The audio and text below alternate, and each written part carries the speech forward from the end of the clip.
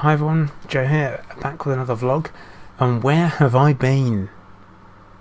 Is probably the question you've got. And unfortunately, you're probably not going to like the answer. So, first things first, I'm going to address the fact that my beard is completely white, and I've got absolutely outstanding grey silver roots coming through. Now, I don't dye my hair, just so you know, that's not what's happening.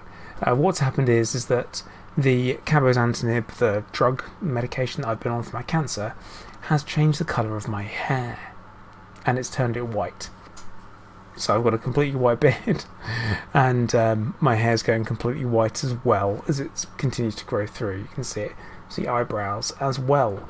The last time you saw me, I was on holiday, I was in Cornwall. Also, my voice is a bit croaky. Again, that's from the cabozantinib. I'm still on it, I'm still taking it, which is good, and we'll talk a bit about that later on, why it's good that I'm still taking it. So, where have I been? Well, I had my holiday, and then I took a week off of my medication. I was desperately in need of a break, really sore mouth, as you guys know, everything hurt, eating was getting really miserable, and I was sick of having an upset stomach, like really bad. So, I had a chat with the oncology team. We decided what we'd do is reduce my dose down from 60 milligrams, I think it's milligrams, down to 40. Let me just check. Milligrams, yeah. So we decided to reduce it down. But they wanted to give me a break first in order for me to recover from the side effects. So we were starting fresh, and we kind of knew what we were dealing with. Fine by me, good. I always enjoy a week off meds, it's nice. So we had that, and then just as I came round to coming up to restart, we were arranging that, and we were kind of making all of the arrangements where I would go in, pick up the drug, start it again. Unfortunately, around the 7th of November, I started having really, really bad pain, back pain, like unbelievably bad, to the point it felt like it was radiating from the centre of my back out at the top, at the bottom. My neck was hurting. I was in absolute agony. Like I couldn't get out of bed on my own. So, bit of an issue. Went to hospital. Went to Luton and Dunstable A&E. It took me 2.5 hours of queuing outside in the cold to eventually getting inside the building to speak to the admissions nurse and to see what could be done. Eventually I get seen, and I have a chest x-ray done. They immediately turn around and go, "Oh, you've got pneumonia, that's the problem." And I'm like, what? And they started asking me questions of whether or not I knew my cancer had spread to my lungs, and I was like, yeah, I know, that happened ages ago, like 5 years, like I already know that. And so from there we're like, okay, well that's fine, if we're going to admit you. I was like, okay, cool, because more stuff needs to be done. I need to see a doctor, I need to have some scans done. That's totally fine. Try and work out what's going on, because the immediate concern was that I've got stage 4 cancer with no lung mets, and I've got pain in my back, and the immediate panic was that it spread to my back. Now, at the same time, I'd also had my COVID vaccine top up only a few days before, so in my head I'm thinking it's that. I'm thinking I'm having quite a bad reaction to it. Anyway, I get bloods done. Sorry, I got my watery eye going again. It's a bit preemptive for what we're about to talk about. And get admitted, go to the ward, I get a private room. Lovely. Never had that before. So I got to actually relax and get some sleep. Medical team came round in the morning. They're like, we're worried it spread to your back. That was the immediate concern. The idea of pneumonia was out the window. They're like, no, you don't have pneumonia. We've got your bloods back. We know that your blood count isn't up. We don't have to worry about your white cell count. That's normal. Everything is normal. You've got a bit of inflammation. And I was like, well, it explains the back pain. I can barely move. I end up having a CT scan, an MRI, and a bone scan. And from that, we see that at that point, it has spread to 2 places on my spine, which was not ideal. At that point, they said it was a T1 and L3, which had spread to. So thoracic 1 and then lumbar 3. And I was pretty devastated at that point. I'm sure you can imagine. It was a huge shock. I've been taking this, taking cabozantinib, let's try again, for not even for 2 months. So I hadn't had 2 full months of taking it. I had 6 weeks. It got pretty miserable before we stopped it for a week and a bit. And then suddenly the pain started. But also we've got this COVID vaccination in between as well, which is important. So the situation isn't simple, it isn't clear, it isn't like it must be this. But we've had the scan done and we're like, yeah, it must be. So we begin palliative pain treatment, which sucks. I started on morphine, oral morphine tablets, slow release, and then also on diclofenac, which is an anti-inflammatory, which neither of these 2 things are great side effects wise. You're very tired, very, very tired with the morphine, constipated, and then also with the diclofenac, potentially stomach upset. So you need to be on a PPI. So that is a proton pump inhibitor like lansoprazole, which I'm already on. So that's fine. In between that, we're trying to get the dose right whilst in hospital, and we're trying to find it. And I get a wicked visit from the palliative care doctor, who I don't know if he gets wheeled out very often, and I'm going to say some really unpleasant things, probably. Well, and I'm going to share an opinion about this gentleman that I saw. Came out, and immediately it's doom and gloom. All this, proper trying to explain to me how unwell and how sick I am. And it's like, dude, I've had cancer for 5 years, or I've known I've had cancer for 5 years. I know how sick I am. I know how unwell it can make me feel. I've had the surgeries. I've had this chemo. I've had the radiotherapy. I've had the inhibitor treatment. I've had all these treatments. I know how bad the situation is, and obviously he doesn't get to do his performance very often because I imagine there aren't that many people on palliative care who have to come into hospital as an emergency. But yeah, really, they kind of wheeled him out, and it really got on my nerves. It kept banging on about it. I'm like, I know. Dude, I get it. I'm dying of cancer. I fucking get it. I've really got to that point. But yeah, so we balanced out the morphine. We worked out how much I needed. I did a few nights in hospital over a weekend. My wife was allowed to visit me because I am technically an end-of-life patient, which is a weird thing to say out loud because I don't quite feel like it now. And I spent a lot of time sleeping when I got home. I eventually got home, bag of drugs, come home. I have my CT scan and my MRI scan reviewed by the Royal Marsden. So previously everything had been at Luton, now we're back to dealing with the Royal Marsden. I go in to see them after coming out of hospital, and I'm not expecting any more bad news. And this is when they hit me with more bad news. It is spread to actually a 3rd place on my spine, so C1, T1 and L3. So 3 places on my spine. It's also spread to my 5th rib on the left hand side. It's about here, thereabouts. And also the pleural lining as well. So that's fantastic. Also, it is spread to, and this is where it gets better, doesn't it? It's spread to my liver. So I've got one single lesion in the right apex of my liver, and then it is also spread to my pelvis on the left hand side, pretty much on the bony bit where you sit down on your butt. So yeah, shit kind of hit the fan. So panic is ensued. I sit there and I'm with a consultant, and I turn around and go, well, I'm fucked then, aren't I? It's spread to another organ. The cabozantinib obviously isn't working. And the response is that, wait, calm down. And you've got to love telling someone to calm down, because that always calms them down. Every time, doesn't it? So I'm like, okay, I actually am going to try and calm down. And we talk about how we haven't been on the cabozantinib for 2 months. We need to do that. And then we need to look at it. So, I did my 2 months on the cabozantinib. We had another CT scan a couple of weeks ago, literally a couple of weeks ago. Got the results last Monday, and everything is stable. That means the lung mets are all stable. They haven't changed in size. The one in my neck stayed the same. The 3 spinal mets have all stayed the same.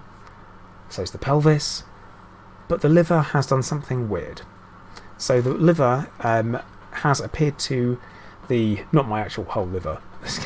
Make this very clear, because if it has, I'm in trouble. The liver met has around about doubled, but it looks very cystic, and that is typically indicative of tissue breaking down, and it means it's quite fluidy, which poorly differentiated thyroid cancer it forms solid tumours. That's what it's described as, solid tumours, which is just all cells, not fluid. So this means potentially the cabozantinib's working on it and my immune system's working on breaking the tissue down, or something else weird is going on. So I'm currently waiting. I've got next week. It's going to be next Monday.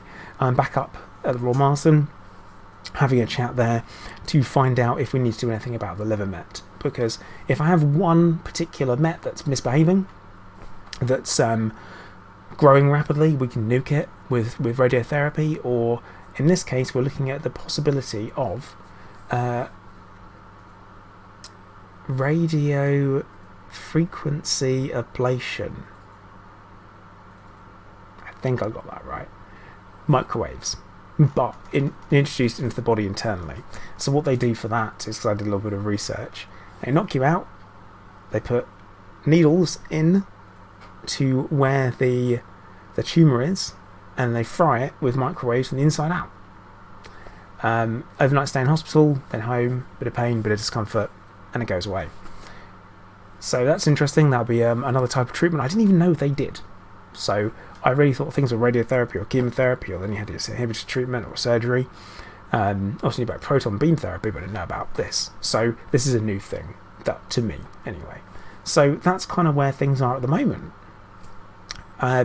It took me a long time to get the hang of the morphine. Initially I was on 20 milligrams twice a day, and that was too much for me.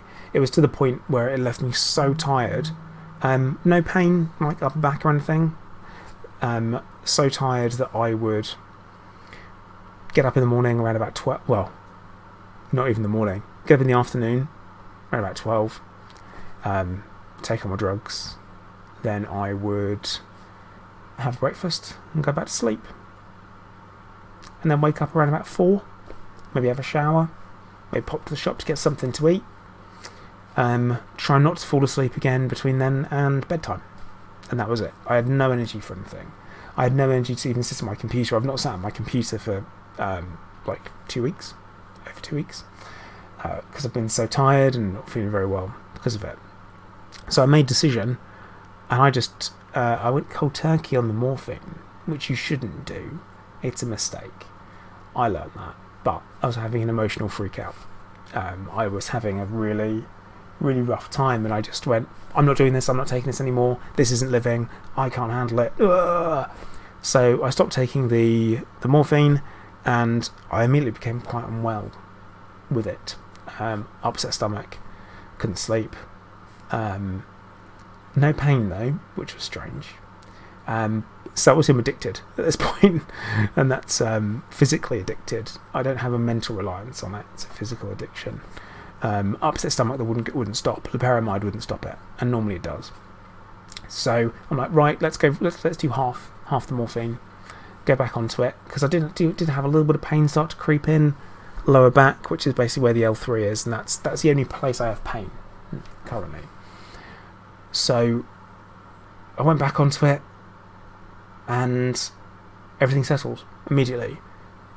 A lot more energy still, no pain, well, not a lot of pain, copable, and I felt a lot better mentally, in a place, a lot better. Same time, I had a week off my cabozantinib again, because we also discovered during all of this, because when you have bone mets, sometimes what they do, this is sometimes depending on who you are, everyone's treatment regimen is different. They decided that I would go on something called zoledronic acid, and that is a bone strengthener. And I had my first infusion, made me violently ill. I had that like very quickly after the finding of the spine mets, and also the pelvis and the rib.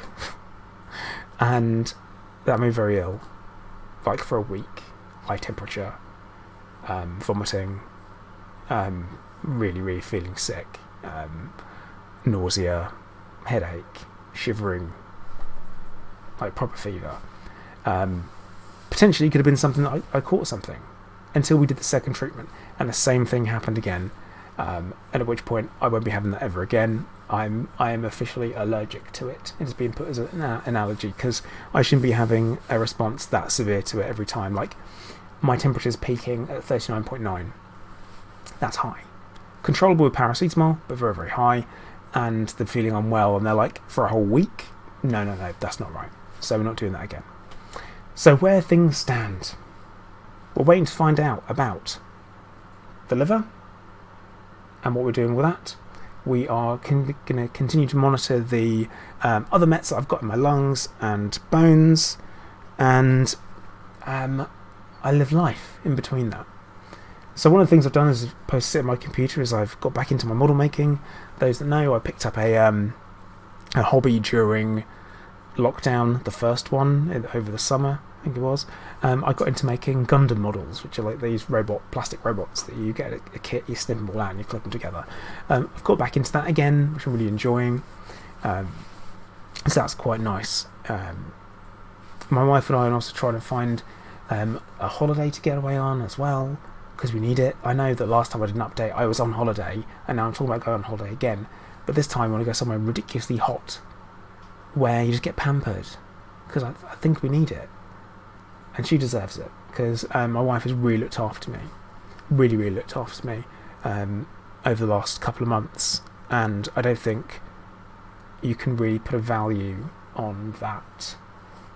Someone taking that amount of care to look after you. I know marriage, it's all, in sickness and in health, death do we part, blah, blah, blah. You never think about what that actually means until you experience it, and then you know. And you realise how good the person you picked is. She's also sat behind me behind the green screen. I don't know if she can hear any of this. But her head will be swelling if she can, I'm sure. Nah, sounds like she can't. So, yeah, things have been interesting, things have been rough. We've been talking for a long time, and I'm hoping, if you've made it this far, you will consider something which is going to be quite good. This is a good thing. This is a good thing that's happening. I'm going to talk about one of my good friends who I went to school with. Well, we were at different schools, but we were at school at the same time, and we grew up together. Really, really good friends. His son is doing a fundraiser. He's been growing his hair for years. I think about 7 years he's been growing his hair for. No, 5 years. He's been growing his hair for, and he's getting it cut off, and he is donating it to the Little Princess Trust. And if you don't know what they do, they give and make wigs for young people who have lost their hair through medical treatments for cancer or anything else that might have caused them to lose their hair. And it's a great cause. I want to leave the link down in the description, so think about going and dropping a donation. It's a Just Giving link, so it's legit. You can go and do it. And it's a fantastic cause, and it's really important that we encourage young fundraisers, because it will help people in the future. And if you do one fundraiser and it's successful, you're going to want to do another. It's the way it works. It's a weird bug that you get. But right, I am going to call time for this video. I've spoken a lot. I've given a lot of information. As things stand, I'm in a much better state than I was even a few weeks ago. So we'll take that. Things are stable. The liver's a bit funny. A couple of weeks' time, in a week's time, I'll know more. I'll let you know more. Now, if you've made it this far, you're going to be wanting to write something down in the comments section. And I don't really know what, to be honest. So I'm looking around for something random. Oh, black cat, because Alfred's just next to me. So yeah, just type out black cat. And anything else you want as well, of course. I mean, you're not limited to just saying black cat, but black cat. It's important. But right, hopefully I'll speak to you all soon. I'll let you guys know whether or not we're doing anything with the liver. And we'll go from there. Alright. Oh, like, subscribe, comment, share. People might find this interesting. I don't know. Alright. Once again, thank you very much for watching. I'll see you all soon.